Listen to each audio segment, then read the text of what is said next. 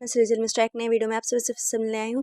आज हम लोग आपको हिंदी में भारतेंदु हरिश्चंद्र जी का जीवन परिचय और उनकी रचनाओं का वर्णन एकदम अच्छे से और डिटेल में बताएंगे।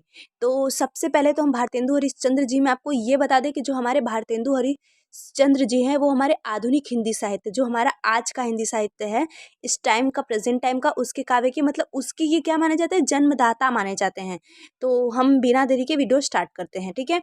तो आधुनिक हिंदी साहित्य के जन्मदाता एवं भारतीय नवोत्थान के प्रतीक भारतेंदु हरिश्चंद्र जी 18वीं से 9वीं शताब्दी के जगत श्रेष्ठों के एक प्रसिद्ध परिवार के वंशज थे। इनके पूर्व सेठ अमीरचंद का उत्कर्ष भारत में अंग्रेजी राज्य की स्थापना के समय हुआ था। उन्हीं के प्रपौत्र गोपाल चंद्र, जो गिरधर दास के ज्येष्ठ पुत्र भारतेंदु हरिश्चंद्र थे, उन्हीं के कौन थे, वो प्रपौत्र थे, मतलब पोता थे। गोपाल चंद्र जो किया थे, इनके भारतेंदु हरिश्चंद्र जी के जो पिता थे उनका नाम वैसे गोपाल चंद्र है। और और अगर हम बात करें कि जो बोलते हैं ना सब लोग घर वाला नाम, तो वो उनका गिरधर दास नाम था।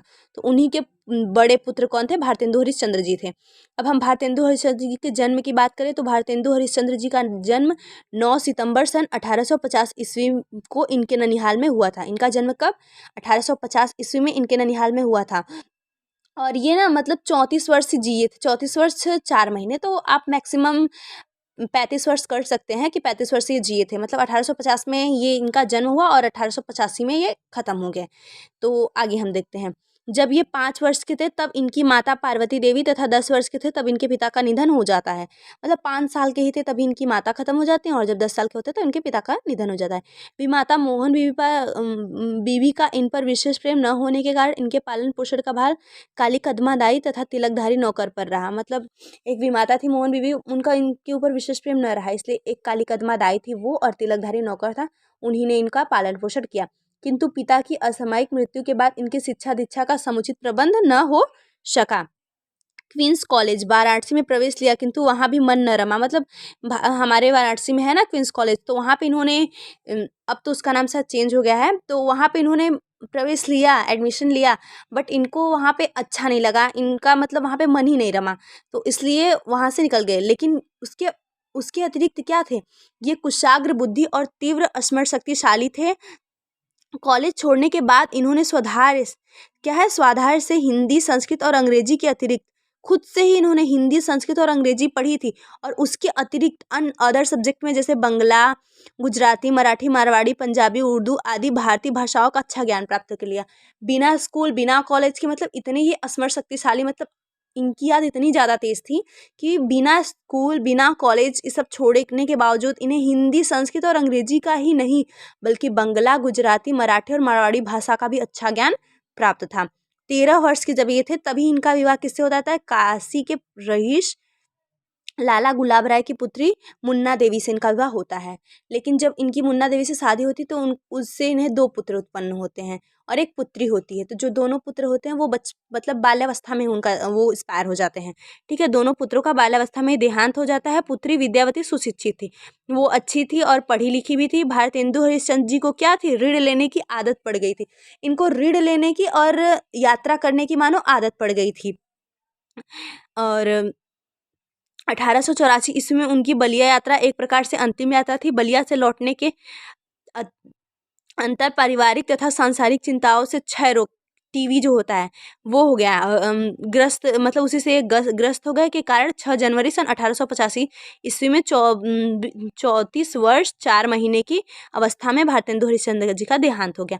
जैसे हमने आपको पहले ही बता दिया कि मतलब मैक्सिमम आप जोड़ के 35 वर्ष कर लीजिए कि उतने में इनका देहांत हो जाता है। अब थोड़ा सा हम इनकी रचनाएं देख लेते हैं, आगे देखते हैं। लक्ष्मी और सरस्वती दोनों ही भारतेंदु जी पर एक साथ कृपा थी। इनकी क्या थी, मित्र मंडली में जहाँ इनके समय के सभी लेखक, कवि तथा विद्वान थे, वहाँ बड़े बड़े राजा महाराजा, रईस और सेठ साहूकार भी थे। ये लड़कपन से ही परम उदार थे। इन्हें हिंदी के प्रति अगाध और अटूट प्रेम था। इन्होंने अपनी विपुल धनराशि को राजसी ठाट बाट, दान, परोपकार, संस्थाओं को क्या कर दिया, मुग्रत कर चंदा तथा हिंदी के साहित्यकारों की सहायता आदि पर व्यय कर दिया।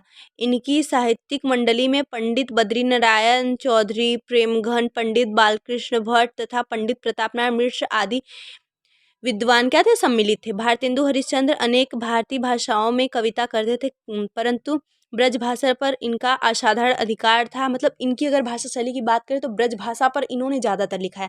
वैसे तो हर एक भाषा में लिखते थे, लेकिन ब्रज भाषा पर ज़्यादा लिखा है, ठीक है। जिसमें श्रृंगार रचना करते थे। ये क्या थे, सिद्धहस्त थे। केवल प्रेम को लेकर इनकी मतलब इनकी रचनाओं का 7 संग्रह प्रकाशित होता है, जैसे प्रेम फुलवारी, प्रेम प्रलाप, प्रेम वर्णन, प्रेम माधुरी, प्रेम मालितिका, प्रेम तरंग, प्रेम सरोवर। ये और इसमें से जो प्रेम माधुरी है वो हम सबको, ये अगर क्लास 12th वाले ये वीडियो देख रहे हैं तो क्लास 12th वालों के लिए इंपॉर्टेंट है कि प्रेम माधुरी इसमें से हम लोग को पढ़ना है। और अगर क्लास 12th वाले नहीं, बीए फर्स्ट ईयर वाले देख रहे हैं तो बीए फर्स्ट ईयर में भी प्रेम माधुरी का जो है, ये रो कहूँ तो जो तो अमंगल हुई और प्रेम न से जो कहे प्रिय जाइए वाला है, वो वाला पढ़ना है, ठीक है। अगला देखते हैं, ठीक है। ये हो गया। यह समस्या पूर्ति का युग था, जिसके अभ्यास से इन्हें आशु कवि बना दिया गया। हरिश्चंद्र जी को यात्रा का भी बहुत शौक था, जैसे हमने बताया कि इनको यात्रा करने का बहुत शौक था, और उसी के कारण इन्होंने अनेक कर्ज ले लिए, कर्ज ले लिए, ठीक है, ऋण मतलब वही ले लिए। और आप सभी को पता चल गया होगा भारतेंदु हरिश्चंद्र जी का हमारा जन्म कब हुआ, 9 सितंबर 1885 ईस्वी में हुआ, और मृत्यु 6 जनवरी सन 1885 ईस्वी में हुई। इनका जन्म स्थान क्या है, काशी है, जो इनके ननिहाल में हुआ था इनका जन्म।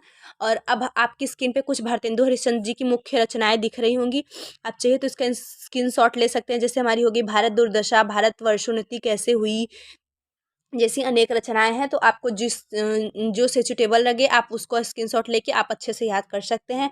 और अगर हम बात करें तो साहित्यकार, तो ये क्या किसके साहित्यकार हैं, हमारे आधुनिक हिंदी साहित्य के साहित्यकार माने जाते हैं।